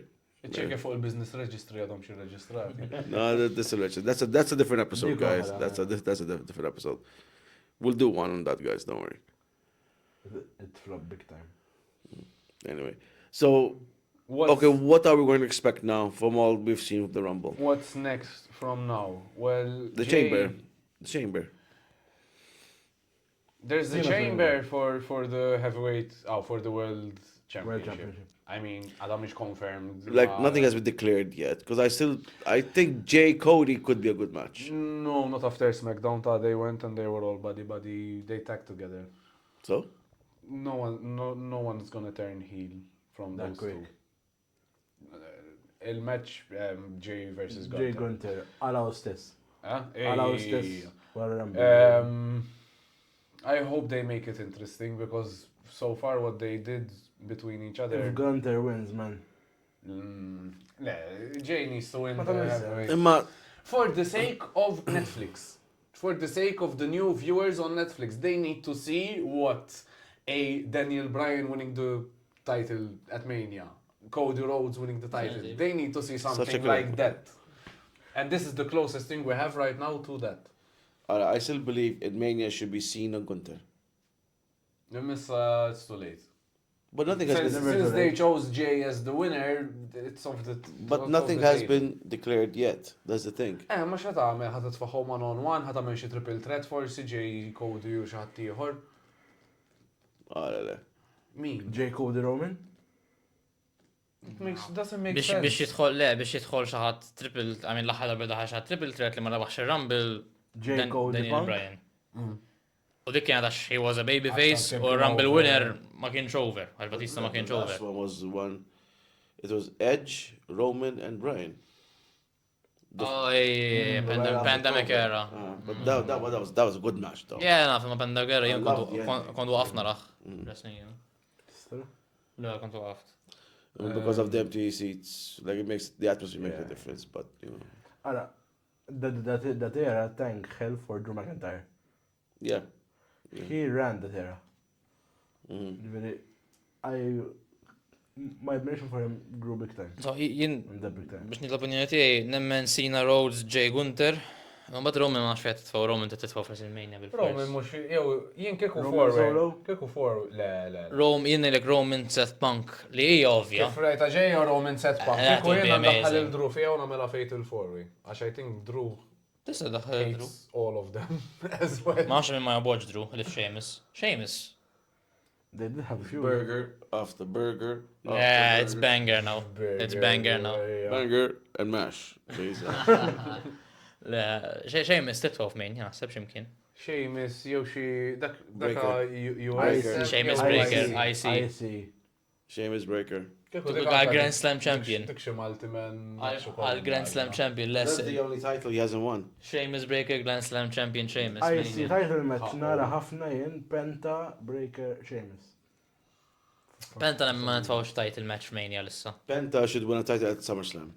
Dik naqbel ħafna mbagħad. Se jagħmel imma Mania Penta. Ma jitħolx fija. Probably Rey Mysterio. Lemmenian. Lemmexin. If it's not this year's the next. Bata ninsaw tag titles. Nej li huma. Ara ta' Raw. Min hemm fix-xena? Ivar u Eric. Eric and Ivar. Who's in the scene? Eric and Ivar, Judgment Day, 8 on down under. 8 on Down Under. How have they not been split up already, man? No, he turned on him. Ilhom jittiżjawa. Għadhom flimkien, le? No, he turned his back on him. ċaħat jifdifem. Jien naħseb ħajmorru għal Judgment Day. Ma nejlek Eric u Ivar. Le, eżin ħajkunu Mania. Eric u Ivar nemmen waqqaw titli. I love them. They're very good. Jien vera nħobbhom. Ninsa ċaħat, American Made. American Made. Huma naħseb. Naħseb huma. In ring amazing, jekk ibidlu l-finisher. Mandom zonna Il-finisher il-Brutus Ball. Sobħal I hate it. tal-Road Warriors jgħaw. Road Warriors Jolliħ. Road Warriors close line, l-ħor jgħamil kena. Il-Brutus Ball, I don't, they could be more powerful looking. Naħseb hija wkoll. Imma naħseb għandhom zonna aktar mic work, jew aktar push man Gable in ġenerali. Naħseb bħala Mike Work itnej li huma they're not the best, let's say. Dak wieħed minnhom. War Raiders aren't so bad on the mic. Le, they're good. I mean, Ivar They tajjeb. are good. On the mic. Ivar mhux ħażin. Għadna atmos my promo. Ivar in-ring tal-bliħ. Le, ring itnej li huma tal-bliħ. On the way he mic. moves, They're man. okay. They're The way okay. okay. A big guy moves. Le, inti ring tal-bliħ, men, tal-bliħ. Jien vera nixtieq nara, ma ħsibx ħassir, imma vera nixtieq. Xtaqt li Motor City Machine Guns DIY tkun Mania, mhux Rumble. Għax Dream Mania match għalija. Dream Tag match. In the Mania, you can't have one simple tag match. You need to Le, vera. Ma tkunx taħħita sew. L-għamma dak tkun b'sata sew żgur bihom, speċjalment b'DIY in the mix. I think giving those two in Mania with Leather and another team would be good. Vera. Like a TLC kind of match. Yes. Għal ta' SmackDown is-setni. Ta' SmackDown, aha. So DIY, MCMG, Street Profits. Pretty deadly. No. Neħi. I mean, dawk it-tlieta diġà. Tama u Fatu. Imma ġna TLC. Six pack. Daħat oħra. But Pretty Deadly, meta mettu daħal All dawk u... Hardys. The Hardys. U Lord Garza. Los Garza. Memxie xie tech team ta' ġej fuq NXT. U Fraxium. Vengeance Day. Fraxium fuq mejni tal-bliħ kieku men. Vengeance Day jgħidu ġejax faction. Min? Vengeance Day, the next NXT PLE, Aha. there's a faction debuting. Or it's been Is teased. it before me? It's been Before teased. me, jatni. Yes, it's Sunday. Tomorrow. Alright, għada. Mela... Il-lejla ġoj. Il-lejla. Fraxium fuq Mania. That's actually a good team. Amazing Minu game. ma XCM u? Nathan Fraser u Axum. Alright. Nathan Fraser it-trainee ta' Seth Rollins. Il-Beyond King Lees. Terġa. Ma t-segwihomx. Le, NXT ma... Ma Oh, ta' Fraxium. U kellhom ġiex matches fuq TNA ma' Raskils tal-bliħ. Il-qaħbex minn. It would be a good opportunity to showcase. Jekk għatamel xie 6-man tag, jekk għal-Mania. Le, Fraxium Nate, they're NXT tag champions right now. Nate fil-futur ikunu tag champs żgur. They're up there in terms of in-ring work. They're amazing. Imma again, il-qabża minn NXT għal-main roster. Mekk għatamel xie tag team leather match daw, jena l-Exi jemna fil-high flyer, nimmaġina liħor u koll. Liħor ukoll. So, Le, tkun tal-bliħ kieku, speċjalment tfal-DIY magħhom u l-MCMG magħhom, tkun tal-bliħ żgur kieku. So maybe that's an option for Nah, I mean, there's a lot of ways you can go about it. LA Tag Knights. tag matches recently, they kienu multi-team. U kienu tal-bliħ kollu. Multi-team. Għajni t-prova d-defensu l-kolħat tuf mejn, jow. Istessi. Aħseb ma l it's 2 nights. Tonight, xek. You have to fill the card. I would love to see Oba Femi there. Vera. Obba femmi kiku jek ħajamlu. Oba Femi Brown Breaker. Jek ħajamlu r-Rumble għaw, xejdu l-Battle Battle Royale. Ejja, jiddomna kollox. Imma dik mux fuq SmackDown issa sar jagħmlu Lejliet naħseb jagħmluha. Ija. Mhux Mania. Kiku Lejliet. cool spot for Imma l-vera tkun tal-bliħ u d-debut tal-main roster tiegħu. Which is a mistake in my opinion. Ida kif inhi. It should be part of Mania. Yes. It should be part Ma of Mania. jien Like, dejjem. the first Mania, I watched was Mania 32. Alright. Which is quite Min decent. kien rebaħa? Baron Corbin. Baron Corbin iwa posta wara. That Andre Giant Battle Royale was amazing. Like DDP, Kane, Big Show, Braun Strowman, It's a There spectacle was- match. Jien Battle Royals vera ma tantx Shaq. Vera? Hero Need. Nafx. La, jien, it's dejjem ħataħdem Battle Royale. Għax Vera, waħda vera. għandek, jekk għandek 10 persuni, you have at least 20 high spots. L-entrance tagħhom u l-elimination.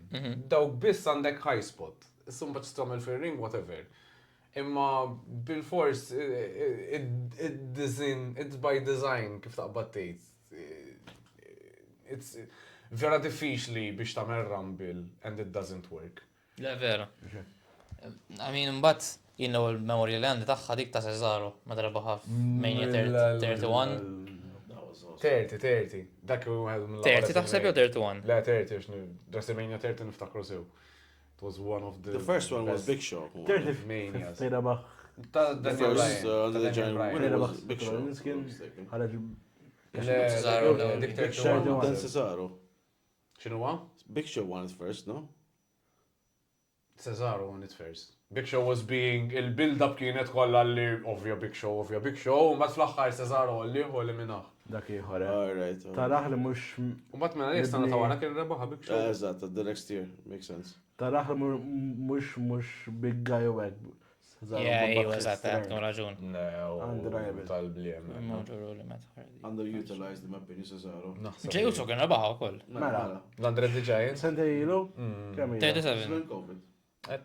Erba' snin ilu. Ġabna practice. Għal dis sena. U l-aħħar li għamlu s-sena l-oħra rebaħa Bronson Reed. Mux jagħmlu bih, Bronson He's Reed. on the Injured. Injured, okay. Mela dak kien jitwaħ mal-bloodline ta' Solo. Mela. Vera ħasra menna, vera xeraqlu. He's not Samoan, imma. Imma he's New Zealand. Eżatt, close to Maori. U jider anka minn wicċu. Jider, ewa. Għandu xie disċendent. Għandu tatu kol taħħu. Ġifri għandu il-look. Jena. Dak ieħor li Namlu- you could have been a good return għal Rumble. Bronson. Danger is what it is. Return tajba kienet tkun Ilja Dragunov, imma għadu barra. Vera ħsibtu ħajġ l-ura u koll. Of course, he was training back for it. Ma minn ACL biex tilpu. ACL jibsa. Namlu predictions għal-chamber? Tejt, jew xħajġi għal-issa? The last three spots. Let's see who's going Last three spots So minn hemm għal-chamber. Sissem Punk, Sina, Punk u Drew. Logan's go. Logan, For the views, man. And Logan eliminated Punk. U jagħmel xi LA Knight xi naħseb high jien. spot hemmhekk. LA Knight jistakun? Ikollu redemption match? Għax issa żomna Redemption. Ejja nsibu, spun. out. Insibu l-qualifying match. Għax hemm Rey Mysterio u Logan Paul. Illa ħerba Logan On Paul. Monday. Xem iktar. Jamlu triple threat issa LA Knight, Drew, so LA Knight musta jkun fija. La telef qualifying match, waħda musta jtu qualifying match. Jisa kun kollok redemption match. Ġiri saret. Insomma, forsi ġimma qabel. Eżatt. Damien Priest għandu xi qualifying match ukoll. I can see Many Damien of Finn Balor. Yeah. No. Finn Balor, Seth Rollins. Nick Rollins. So Seth Rollins. Rollins jirbaħ. I think Finn Balor will win that. No. I'm only saying that because Ma fatu jistakun? Fatu triple threat. Fatu Braun Breaker u Priest jistakun? Strowman. Braun Breaker? Le, mux Braun Breaker. Braun Strowman. Braun Strowman. Fatu u xaħat ieħor. Priest tamena Fuq Raw. Naħseb Priest. Priest nimma SmackDown s-sajjed. Il-mobile għalla xe tiġbid. Fittex il-mobile. Spera li għadu ħaj. Sibna xaħġa? Le, Le. intelligence. You had one job. Intelligence. Saqsi l-ChatGPT. Saqsi l-ChatGPT għaw jikun jaf. Uġi kun jaf. Saqsi hej. Unt xtaf. Jien naf. Insomma, il-koll naqblu li kienet Rumble mill-isbaħ. it was a decent. It was good. It was decent. I It mean, was I'm good. not gonna go. No, it was all- good. It was good. There were. Bil-mike da. It paved the way for a few spots. Ġiet locked out. Saqsi. Ġiviri, WrestleMania, which is being marketed as the biggest WrestleMania of all time. They say that every year. Ekko ħanek, l-fatti sanaħra kien, ġiviri. Imma But it's fil-verità. Vegas. Imma WrestleMania dejjem WrestleMania u they need to. Biggest show of the year. Actually, vera sab, ma nafx accurate, imma February 14th, Valentine's Day nar il-ġimgħa. Triple threat Braun Strowman, Damien Priest, Jacob Fatu. Imbagħad l-aħħar Dik il-match, man. għax għada Priest to win, obviously. hemm Fatu. I would say Fatu, man. Oh, Fatu. Priest. Bro. Ma nagħmel sens Ma Fatu, Fatu in the chamber, man. Immaġina. I would love to see that, but what will happen is Priest will win because he'll capitalize over the issues between Fatu and Strowman. Probably. Could be. Makes sense. Għada hemm Logan u Ray. Jirbaħ Logan. Imbagħad February 17th, so bħala da ġimgħa. Monday, is it? Rollins kontra Balor. So jirbaħ Rollins, probably. Balor. Punk to ruin it. Nixtieq li jirbaħ Balor, għax nixtieq li forsi Balor xi darba jerġa' jkollu Jagħta push. Għax men, push issa ilu 3 Balor. snin ma jkun Jena sura. sapora Mania ħanaraw dik il-push. Vera nixtieq jitlaq mill-Judgment Day u just Raw after Mania is always Naħseb wara Mania Finn Balor big. Like the unexpected names show up. Mux hekk. ma tantx għadha tkun hekk, ma ta' dal-aħħar. The last one was crap. Maybe forsi hemm għalhekk. Issa, dis-sena. I was expecting a couple of people from Maybe. NXT to come up. I mean, there's already the call-up ta' Roxanne Perez għal kontra Raquel Rodriguez on Monday, Mr. Zbal. Aha. It's a qualifying match at Chamber. Għazan nisa. I see Roxanne winning, honestly. Roxanne kontra min għadna? Raquel. Rodriguez. Le, Roxanne, no, makes sense. With the push he got from the Rumble. Le, It's a le. no-brainer. Ejja, vera. Għal tan-nisa, Liv Morgan, sissa.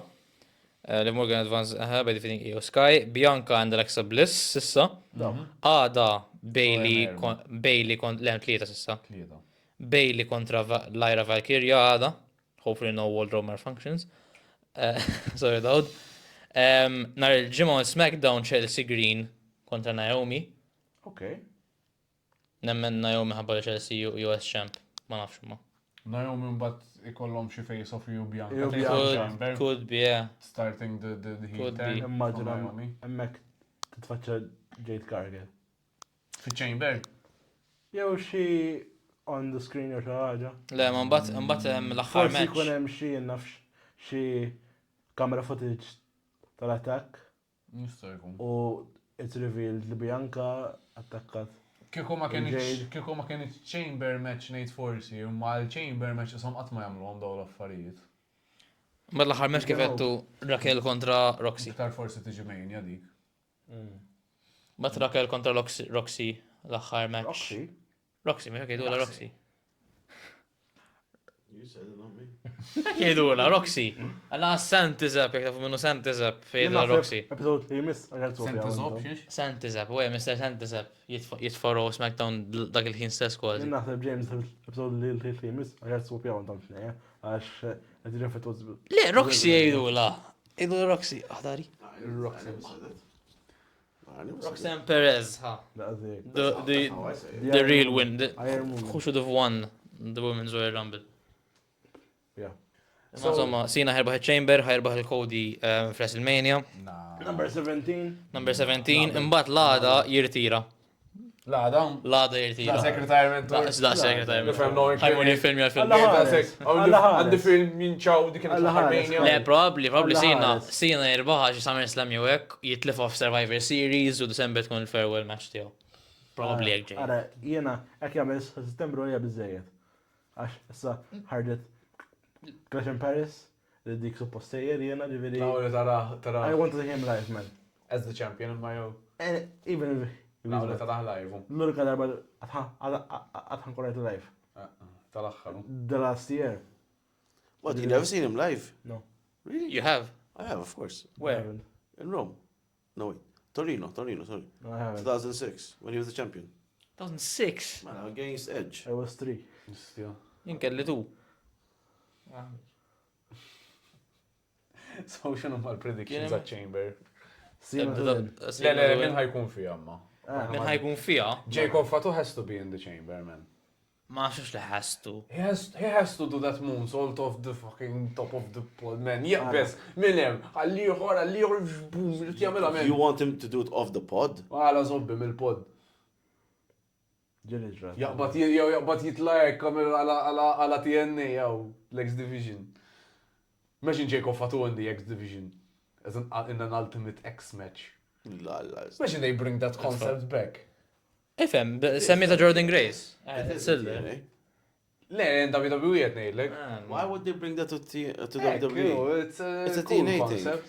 Issa no, they have TNA. TNA taħħom. It's a partnership. They brought War Games was a WCW. But they bought WCWH. as Bought well. TNA.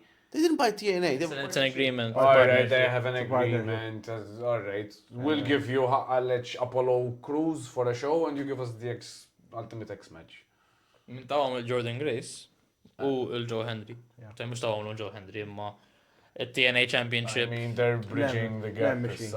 Il-TNA Championship fuq WWE għat maħsib li ħanara. Sena uħra kienet tan-nisa b'Jordan Grace, dis-sena Joe Henry. Mickey James. Jordan Grace or Mickey James?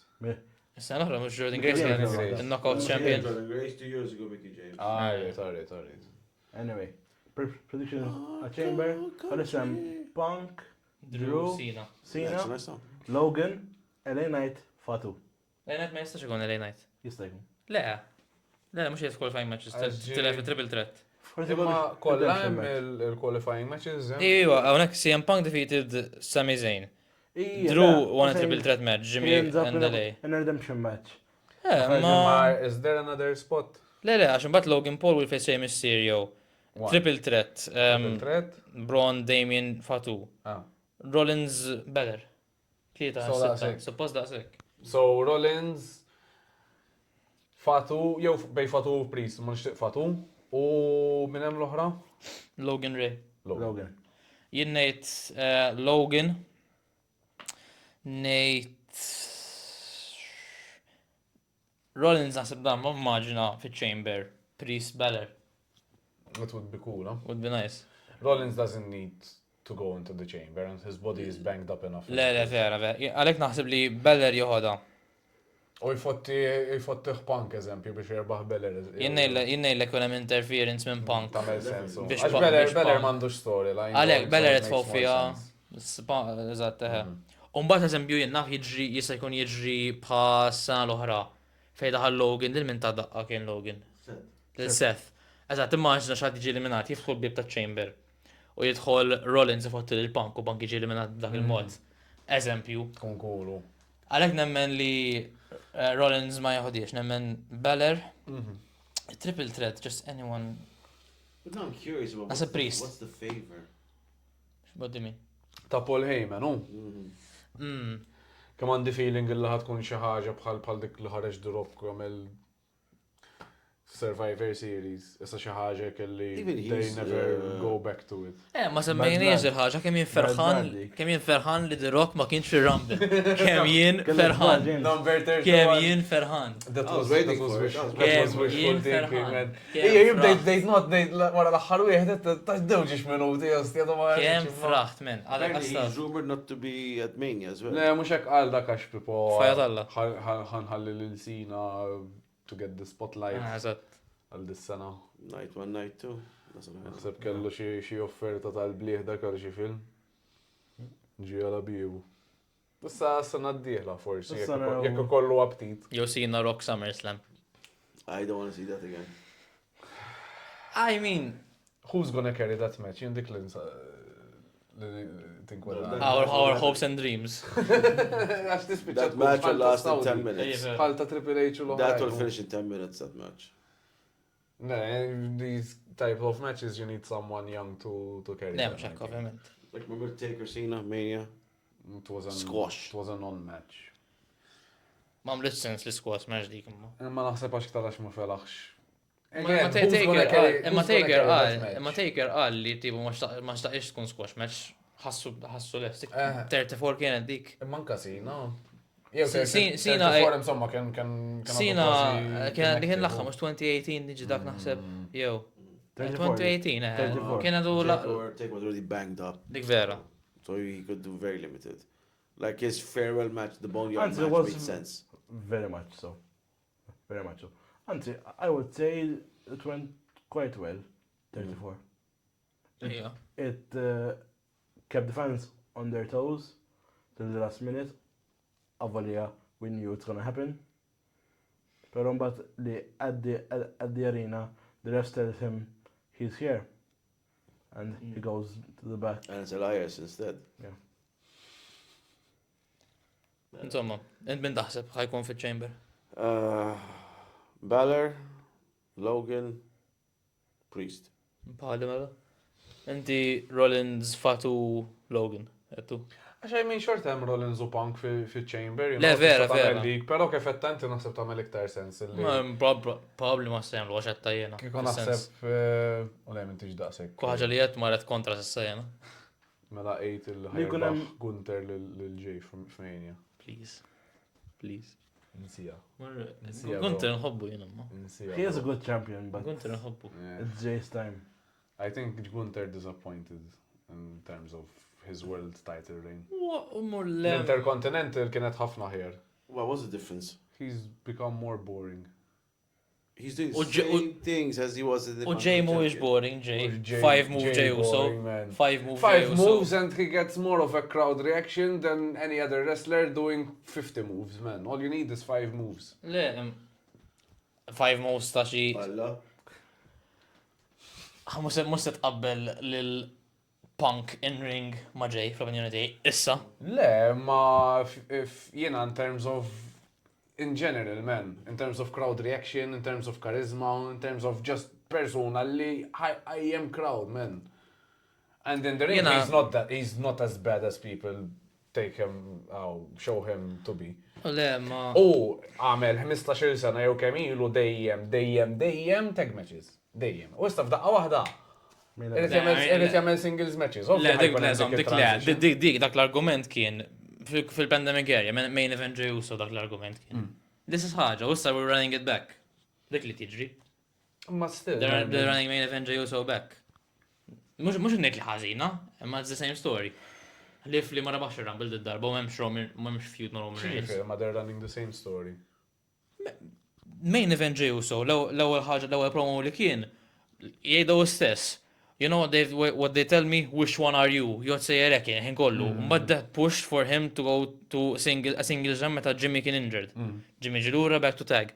Issa they're both there, imma he's running his own thing. Għax issa he's sick of, mux he's sick of, imma it's the same thing. It's nothing new, din il-ħaġa bil-verita. Fl-opinjoni di, ovvijament, jaff sejjer zbaljat. Jien ħassejt nek meta għamlu il-one-on-one match bej Jimmy u Jay. Il-storyline bejnietom kienet non-esistenti. Le, bla sens, il-match ma kienx tajba. Il-match ukoll ma kienx.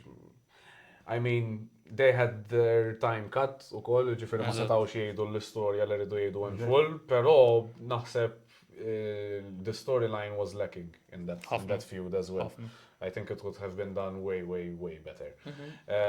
Però Jey Uso jiena kont fan tiegħu, I mean minn dik kienu just qed jagħmlu bil-face paint u jagħmlu l-ħaka huma.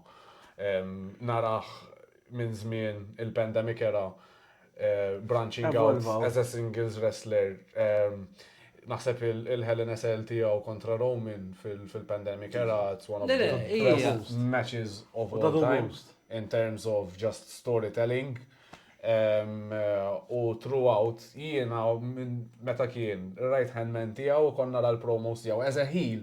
So jien naħseb Jey Uso as a heel, he's better than Jey Uso as a babyface. Però he's just so over through this through his gimmick, illi ma tistax issa he has to be a babyface. Però as a heel, naħseb I liked his work more. Da kollu butterfly effect ta' Franza li mainly. Ma anka minn qabel ta'. Le, ma fis-sens Backlash. Emmek il-pikjat. pushed him up. I think it's a Yeah, it's gonna be a good mania. For sure. Jennem li ma probably ħajrbaħa, ma nishtiqux jirbaħa ma. Jema nasibx la tkun main event. Le, Nasib il-main event ħatkun whichever Punk set Rollins, Punk set Roman. Forsi daħlu l-drum. ma titfa' championship main event. Rumble match. Għalla l-uħor intafa fuq Tinder. Għet nitkelma ta' Yeah, I'm just looking at something very important. Rumble match winner dejjem ikun main event. Soltu. mux dejjem ta' Ħafna drabi. mux dejjem. Yo, opener. Nasib iktar. Opener tkun tajba Opener wkoll. of like night 1 or night 2. I mean, last year, opener night 2 kienet Drusev. Yes. Jidirli. But that was because of the cash-in. Jidirli. Yeah, ħabba kaxin ovvjament, iwa. Kienet sabiħa ta' sena minnar Money in the Bank teases na differenti. Ma dik imbagħad Money in the Bank dis-sena That's gonna be a good interessanti. mania, for sure. Let's see Chamber first, then we talk about that. Eżatt, So Chamber winners eħx taħsbu. Sina u. Sina. Yeah. Sina Roxanne, Etienne. Ew, tan nisa. Jien nixtieq Roxanne. Aħna t-nejdu għal minn ħajmur kontra Reali Probably. Kontra Real. Għax they're pushing X'inhu Charlotte. Real Nipli. Hey, speaking of Nipley, didn't one of the Scottish girls get released? Miskina. Ayla Dawn. The redhead. Eħx got released. She's underrated, man. In ring. T-nejdu għax pala Majka, I mean, għatma tkelmet. Ma in ring she's very good. So yeah. Tan nisa, Alexa Bliss versus Rhea Ripley would be interesting, huh? Too soon. Ma... Too soon. You have to give her a build up. Minn ħata għamen? Roxanne? Memx build up. Sakiem. Laqol mux live, laqol mux live, man. Laqol mux live. I don't want to see Liv. Ijo. Becky Lynch jew ħaġek. Ijo miex fil-match. Bianca. Ijo, mandiċi qualifier issa? Le tilfet kontra live. Jew Bianca. Mela. That makes sense. Bianca Bianca hija però Bianca Ma two baby faces. Edha fil-one hemm two baby faces, two hemm xi edha għandha l-istorja ma' Unless she turns heel. Bianca? Why not? No. Ma naħsibx li Roxy wkoll. Ma naħsibx li Roxy wkoll għax. What you call it? Like, Bianca's the female John Cena. Exactly, that's what she's doing those things. Ma naħsibx li Roxanne terbaħa għax ma namlu xi ħaġa li Liv attacked. La, Roxanne confronted Rhea. Liv attacked Roxanne. Rhea helped Roxanne. So ma naħsibx li ħajmurru għal dak l-angolu. Għalissa, għamma dak Roxanne l-qoddim tkun hemmhekk żgur.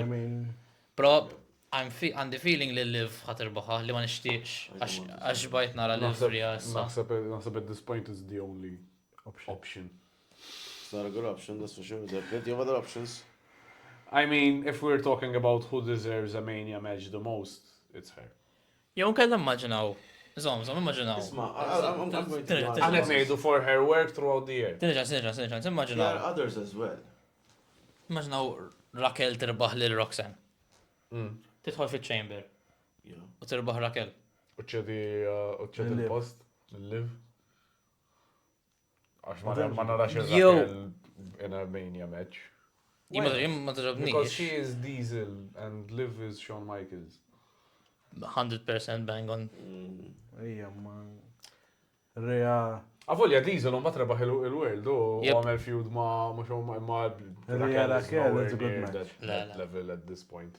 Rhea Raquel għandek two powerhouses. Għandek ġiex powerhouses Could deliver high. Għal-Mania. Lema, Bawli ma semmur għal Raquel Almania, it's not as big of a name as Liv, jew Bianca. Bianca tkun interessanti kieku. Jew Bailey, Lyra Valkyria. Ara, potenzjalment, ħajlek, potenzjalment Liv, Bianca, Alexa Bliss, Bailey, Lyra, Chelsea Green, Naomi, Raquel, Roxanne. Liv. Lyra versus Roxanne, Intercontinental. That's NXT. Għal-Mania for the Intercontinental. That would be cool. Tassa, għax iżġiġ maċi nisa oħra. Mania. Ma' Chelsea Green, għal-United States. Kontra miċin għal-miljon darba. Yeah. Kontra xisima Alexa forsi? Alexa għandha bżon. Makes sense. Tkun maċ tajba dik ukoll. Kontra Penta forsi? Jirba il-Women's Union. Dik Raklusa kienet, mux Chelsea Green. Raklusa kienet dik, mux Chelsea Green. Irridu jgħamlu laqa promo package biex. Twin daħħati kienet. Da bħal il-generiku semmi zejn. Kej, u semmi, balan semmejnija, essa l-Mania. Vera, ma Mania mux li, essa Mania l-episod li jmiss. Dan Chamber. We're giving away too much, guys. Naħseb, nemmen, Keep watching. U naraw biex ħana ħorġu. Chamber. You never know. Winners. Ma daw l-erba. Naf biex ħarġu id-daw. We never know. Twiġibx. Kodej ċaħġa? Le, kurjus. Did anyone get the Fort Fitness thingy? Fort Fitness thingy. Video out soon. Dik ġeja dal-waqt, probabli naħseb dik noħorġu qabel ma noħorġu dal-video, so diġa ħarġet, proset nirrebaħ. Keep following for further giveaways. Yes, ħajkonna ħafna iktar giveaways il-qoddim. I think we should wrap up for today. Naħseb domna parla. Edna mux ħadin. Guys, grazzi tal-li segwejtuna, grazzi l-Burgers Inc. tal-li stuna supply tal-burgers u chips lettar qoddimkom. Kilom kolla d-dawt sfortunatament. Kelli ġo. Grazzi l-Ford Fitness. Grazzi Connecti Club tal-Post. Grazzi l-Dawd, grazzi l-Kyle, grazzi l-Bradley. U fox kemandi. Da kien episodju uħor ta' One Fall, fox id-Dawd u narawkom il-ġimgħa jew l-episodju li. See you guys. See you guys. One fall!